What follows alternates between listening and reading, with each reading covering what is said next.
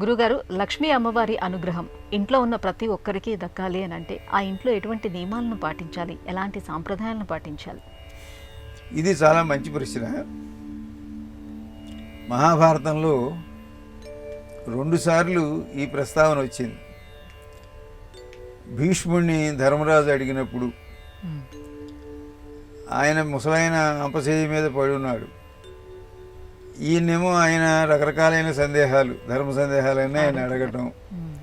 ఆయన పాపం పిల్లాడు అడుగుతున్నాడు కదా అని అన్ని ఓపిక తెచ్చుకొని చెప్పటం.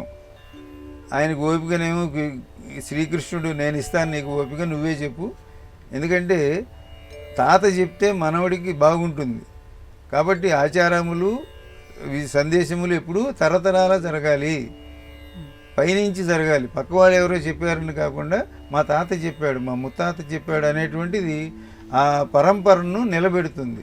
మనం దాన్ని కాపాడుకోవాలి అనేది ఇందులో అంతరార్థం. అట్లా భీష్ముడిని అడిగితే ఆయన చెప్పిన చోట ఏంటంటే లక్ష్మీదేవి ఎక్కడుంటుంది అన్నదానికి ఒక కథ చెప్పాడు. ఒకటేమో నారదుడు వెళితే ఇంద్రుడు నారదుడు వాళ్ళు స్నానం చేయడానికి ఆకాశగంగలోకి వెళ్ళారు. అక్కడి నుంచి ఒక ఆవిడ నడిచి వస్తుంది. వస్తుంటే అమ్మ నువ్వు ఎవరు అని అడిగారు. అంటే నేను లక్ష్మీదేవిని. అంటే మరి ఇక్కడికి ఎందుకు వస్తున్నావు, ఇటు వస్తున్నావు ఏమిటి అన్నారు. అంటే నేను ఇప్పటిదాకా రాక్షసుల్లో ఉన్నాను, ఆ రాక్షసుల కాలనీలో ఉన్నాను, కానీ వాళ్ళు ఎదుటి వాళ్ళని పిలిచి ఇప్పుడు అన్నం పెట్టట్లేదు, దాన ధర్మాలు మర్చిపోయారు, వాళ్ళలో స్వార్థం పెరిగిపోయింది, వాళ్ళు ఇటువంటి కారణాల చేత నేను అక్కడి నుంచి బయటకు వచ్చేస్తున్నాను అంది.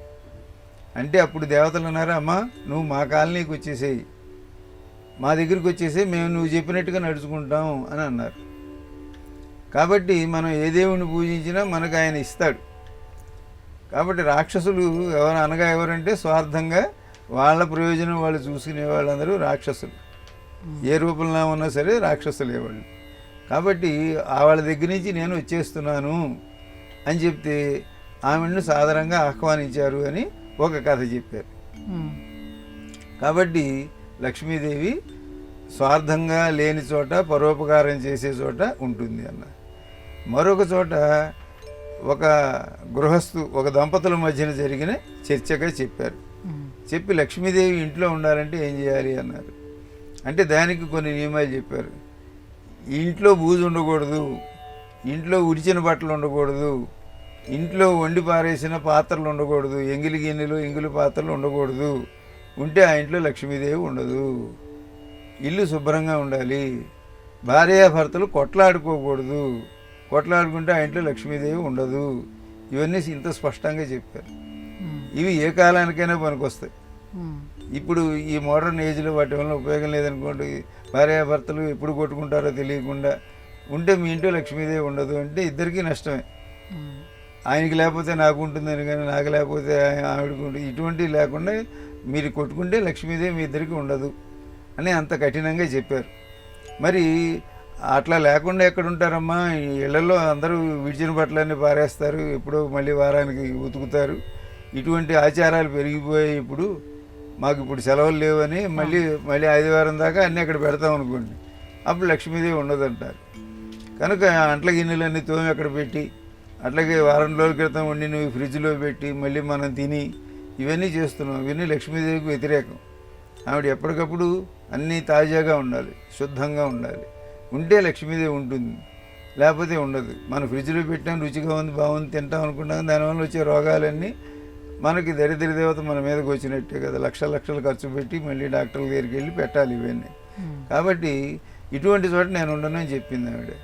మరి ఒకటి మరి ఎక్కడ ఉంటావమ్మా, ఇక్కడ అన్ని కొంపలు అట్లాగే ఉంటాయి కదా, నువ్వు ఎక్కడ ఉంటావంటే ఆ ఊళ్ళో అన్ని కొంపలు అట్లా ఉంటే నేను ఆ ఊళ్ళో చెరువులో ఉండే తామర పువ్వులో ఉంటా అంది. కాబట్టి మనం చక్కగా అందరం చెరువులు, అన్ని గ్రామాల్లోని చెరువుల్లో తామర పూలతోటి కళకళలాడేట్టుగా ఉంటే లక్ష్మీదేవి అందులో అయినా ఉంటుంది. కాబట్టి మన ఇల్లు మనం శుభ్రంగా ఉంచుకోవాలి, ఇంట్లో కొట్లాడుకోకుండా అందరూ చక్కగా ఉండాలి, అప్పుడు మన ఇళ్లలోకి వస్తుంది. ఇళ్లలోకి రావడానికి ముందుగా మన ఊరి మధ్యలో చెరువులు పద్మాల్లో అయినా ఉంచుకుంటే ఆ ఊరంతటికి లక్ష్మీదేవి వస్తుంది. మరి మరొక చోట గోమాత అని లక్ష్మీదేవి అడిగిందిట, నేను ఇటు ఎక్కడ ఉండలేకపోతున్నాను కాబట్టి నేను నీలో ఉంటాను అందిట.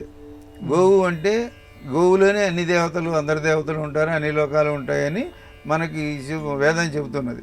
గవామంగేషి తిష్టంతి భువనాని చతుర్దశ అని. అందుకని లక్ష్మీదేవి నేను నీలో ఉంటాను అందిట. అంటే గోవు కేకలేసిందిట, నేను అట్టి పెట్టుకొని పో అందిట. అదేమిటి, నేను లక్ష్మీదేవిని ఎవరైనా కాదంటారా, నువ్వు అట్టి పెట్టుకోమంటావు ఏమిటంటే, నువ్వు చెంచలవు, నీకు ఒక చోట ఉండే బుద్ధి లేదు, నువ్వు పారిపోతావు, నువ్వు వాడి జేబులోంచి వీడి జేబులోకి అటు ఇటు వెళ్ళిపోతావు. కాబట్టి నీ చాంచల్యం వల్ల నేను ఆహ్వానించట్లేదు, నువ్వు నా దగ్గర వద్దు పో అని గోమాత లక్ష్మీదేవికి నువ్వు వద్దు పో అందిట. అంటే అమ్మమ్మ అట్లా ఎట్లా లక్ష్మీదేవి నువ్వు ఎక్కడొక్కడ నాకు చోటు ఇవ్వు అని అంటే, నువ్వు నా తోక వెనకాల ఉండు అందిట. కాబట్టి ఆవుని మనం ముందు వెనక నుంచి నమస్కరించాలి, లక్ష్మీదేవి అక్కడ ఉంటుంది. కాబట్టి మొత్తం మీద లక్ష్మీదేవి ఉండే చోట్లు ఇవి.